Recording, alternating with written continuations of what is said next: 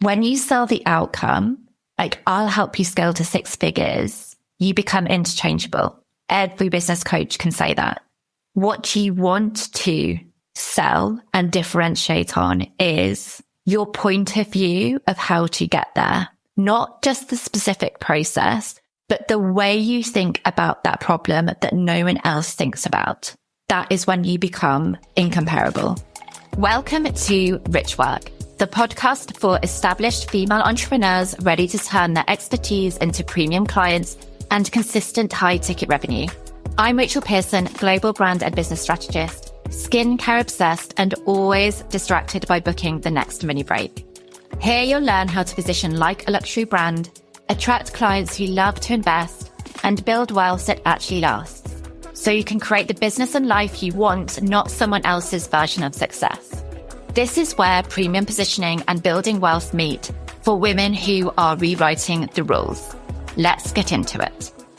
Welcome into Rich Work, the podcast. I am so excited that you are here spending your time with me and that we get to have this conversation. This podcast is where you're going to hear about different perspectives on premium positioning, on high ticket strategy, and also on the inner identity shifts that it really takes to scale this kind of business. My name is Rachel Pearson, and I am a business strategist, a mentor, an event host, and my biggest mission is to enable women to build more wealth, to have more choice because they have their own wealth. And the vehicle that I do that through is helping women to build sustainable and profitable businesses that have a high ticket element as part of that.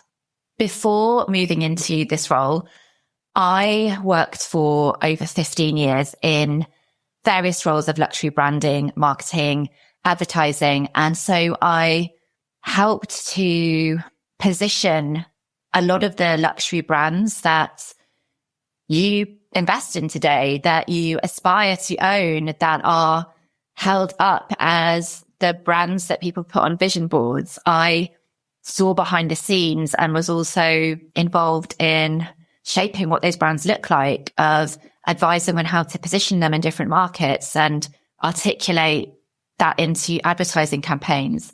And when I moved into the online space, and especially within coaching, the language and the way that high ticket and premium and luxury was talked about was really alien to me. I didn't resonate with a lot of what was talked about and still is, to be honest, talked about in the online space associated with building premium businesses.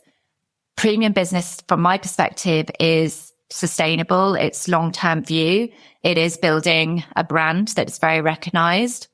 So what I've always done in my business and with my clients is to bring that different conversation based on my lived experience, based on how I worked with luxury brands, but taking those principles to apply them to online businesses that you and I run. And that's really where the concept for Rich Work came from. And it feels like there is no better time to have this conversation because we are on the brink of one of the biggest and most exciting changes within wealth. We are seeing a huge transfer over the next 20 years to wealth going to women. There is an estimated 124 trillion worldwide that is going to be transferred into hands of women by 2048. And we are not having these conversations as part of discussions around building and scaling online business or businesses in general as women. We are having these conversations behind closed doors around financial planning or in investor meetings or breakfasts where people have exited businesses. And I love that. Like, it's such an important conversation to have. But my view is we shouldn't have to be within those smaller rooms to be having this conversation because we're seeing a scale of wealth transfer that is going to impact everything.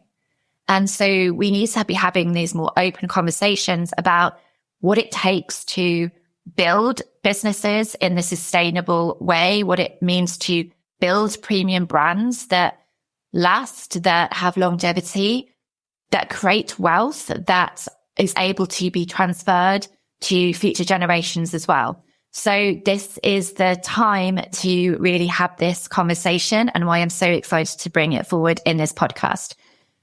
So what you can expect from this podcast is really what the rich work concept represents. We are going to be talking strategic, tactical things that are going to help you make more money in your business. So what premium positioning actually means, what are some of the shifts that I'm seeing within the premium high ticket space? What is it that you can be staying ahead of in your business to be able to continue to sell as buyer behaviors change, as our perception of trust is shifting? So there's always going to be a tangible element for you to come into within these episodes, not just concepts, but really how you can apply it to your business today. But then the work piece is really the inner work as well, is the identity that happens to be able to hold the business as it scales, the capacity that's required, and also the perception of yourself as you generate more wealth. Things like, who am I to be able to do this? What are people going to think of me? Have I left my clients, my loyal, lovely clients behind? What does this mean about relationships with my friends and people that have known me for years? Will I change? All of these conversations come up when we are scaling businesses that generates more money. And we're also going to be having conversations around how to think strategically and sharply about what to do with the wealth in your business. It doesn't mean that we're making high cash months, but we're actually compounding our wealth over time, because ultimately that is what's going to give you the biggest freedom and choice in your business. We will have solo episodes by myself where I bring in my experience working with fashion brands, travel brands, working for big global luxury and premium brands, and also startups as well, and how these principles apply and keep you at the cutting edge of building a premium business. I'm also going to be sharing my own perspectives on wealth building as someone who has invested and had an investment portfolio for nearly 20 years now. I'm also going to be inviting on some incredible guests, some women who have built premium businesses, are in the process, in the weeds, are in it now of building and scaling their business, and who are able to talk about what it has taken for them to really hold the capacity to do that while staying aligned with their brand, with their values. And we're going to have conversations with guests around what wealth ultimately means to them and how they also resonate as women who are curating and creating this next generation of wealth. I am so excited to be having this conversation with you. There feels no more apt point to start with than my view on premium positioning. And that is what we are going to be diving into today. Make sure that you stay till the end, because I have some in-depth questions that are going to help you think about your positioning in a totally different way. I'm interrupting this episode to let you know of a special giveaway we are doing to celebrate the launch of Rich Work Podcast. One person will win an entire VIP strategy day with me to go through your whole business. Everything from your positioning and your brand presence through to your business model and your offers, your messaging, visibility, and of course, into your sales. To enter, simply write a review on the podcast episode that you have listened to on your favorite podcast app and send us a screenshot. All of the details of how to enter are in the show notes, and I cannot wait to see who is the one that gets this VIP opportunity. Now, let's get back to the episode. Let's get straight into it with what premium positioning actually is, because it has become one of those terms that is put out there, bit of a buzz term. And if you have been in business for a while, you don't need to be taught another framework. You don't need to be told what it is that you do. So when you hear premium positioning, you maybe think, well, I'm kind of beyond that. You've got a business that a lot of people look at and they see as really successful, and you know how to sign clients. Those clients are getting amazing results. So you kind of know what you're doing. But this is where premium positioning might be coming up for you. If you are seeing other people charge significantly more for similar work to you, then that is where positioning comes up. Or maybe you have tried to raise your prices and it didn't hold. The inquiries slowed down. People felt like they were hesitating. Again, that is where we start to look at positioning. So what we're going to go into with today's episode is what premium positioning is, what it is not, crucially, and that looking at your positioning does not mean that we're looking at the gaps. You are not missing anything. It's that the way that you have been taught to think about premium positioning is often limiting you. So we're about to completely flip how you think about what makes something premium. Most people think that premium positioning is about two things. The first is how something looks. The elevated branding, the polished aesthetic, the high-end photography. And look, I am that girl. You go to my socials and you will see the photography, you will see the brand, you will see the monochrome. I am not against that. And I am hugely for having a brand that is congruent in how it looks and feels. And that's something that we're going to dive into in future episodes. However, that is not premium positioning.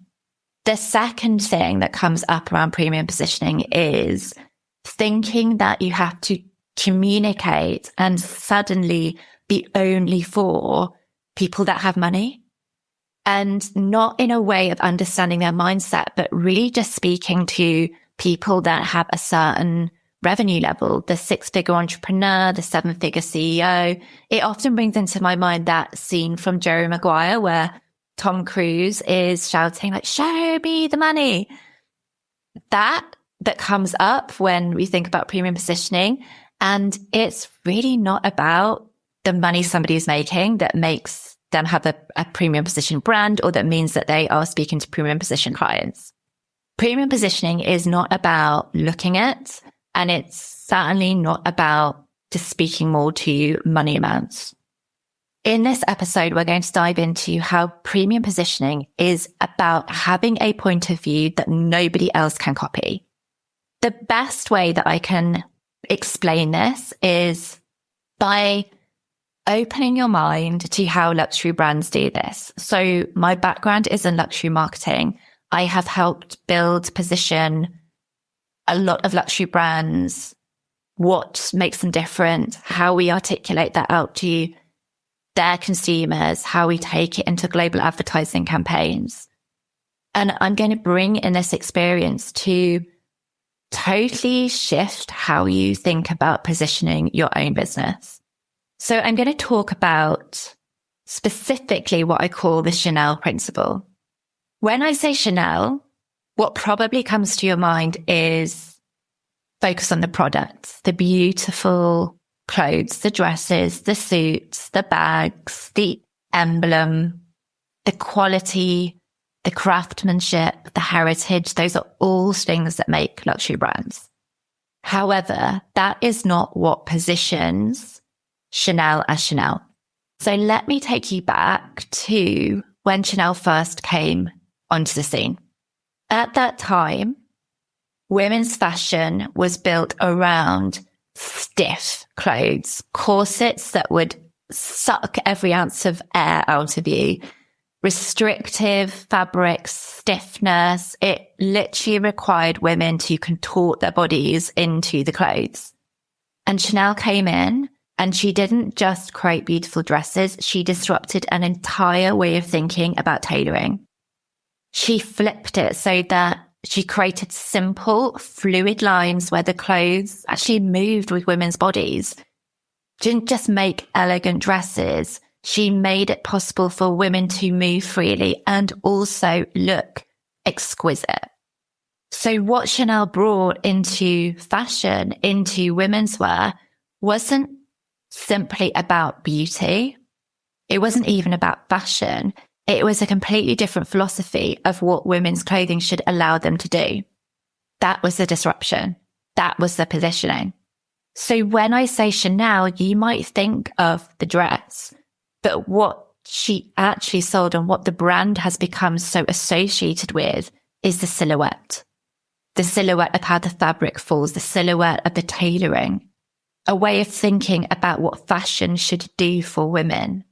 That's why you always see lines, queues outside of Chanel physical stores.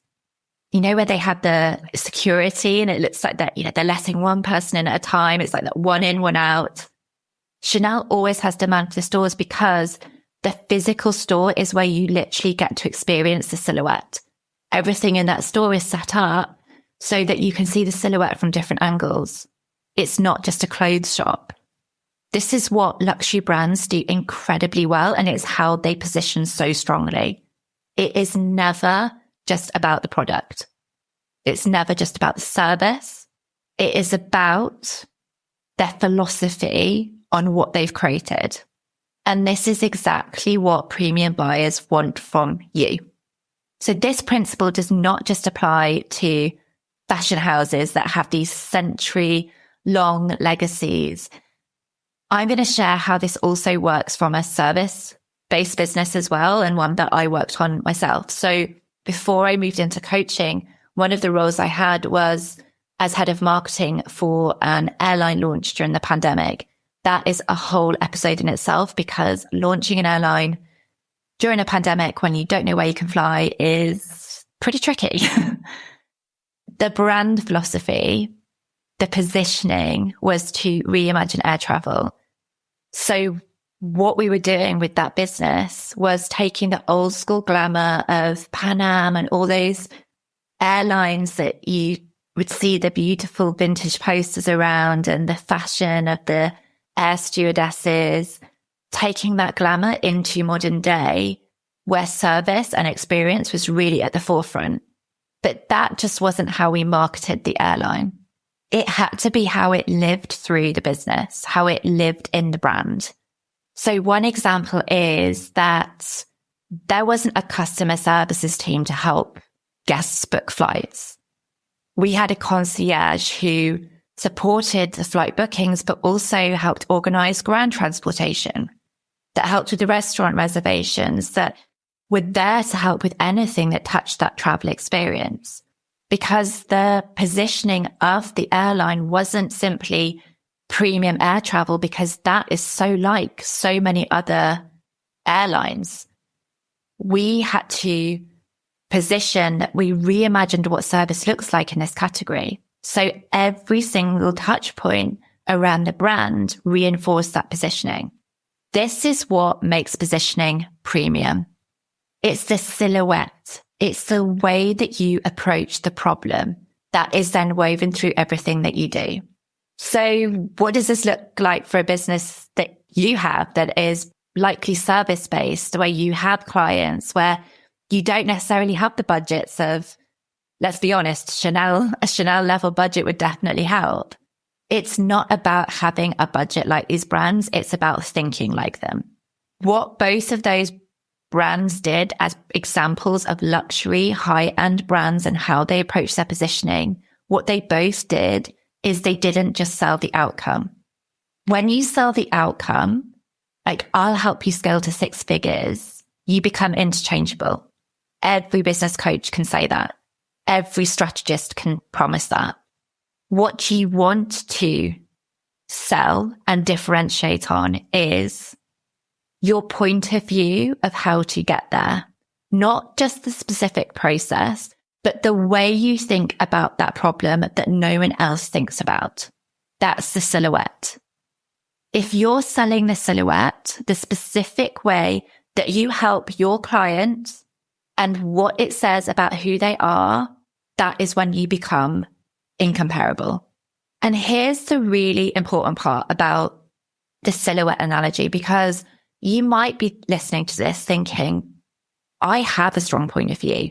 I know what I stand for. It's clear in my content. It's clear in my marketing. My clients know what I do and why and how I do it. This is an invitation to sharpen that up. The crucial part of this is that your silhouette, your philosophy on how something's done, which is ultimately your positioning, cannot just live as words. It has to live in your business. Let's use my business as an example. My silhouette as a business coach, as one of the gazillion business coaches in the world, is innovation in high ticket. That is the core of my positioning. It's the core of everything that I do. My mastermind, The Standard, includes innovation sessions where I bring people outside of the online industry, hospitality leaders that are leading high-end luxury hospitality brands that are pioneering the way that service is delivered, luxury strategists that are advising brands that are revolutionizing how the next era of luxury looks. They come in and they share their perspectives so that my clients can open their mind and think about what high ticket standards look like outside of the online business and the online bubble that they're in. That's not a bonus feature of my mastermind. It's my silhouette put into operation, because premium buyers have so much choice. They can buy pretty much whatever they want. They can invest whenever they want. They don't just need to see that you stand for something. They need to feel it. When they feel that level of congruency, when your philosophy, your positioning isn't just stated, it is woven through how you operate, what you do, your client experience, the way that you sell, the way that you market, the way that you interact at live events, that is when you become the only option, because there is nobody that is doing it like you. That is what makes a positioning premium. That is what distinguishes you from everything else that has been done.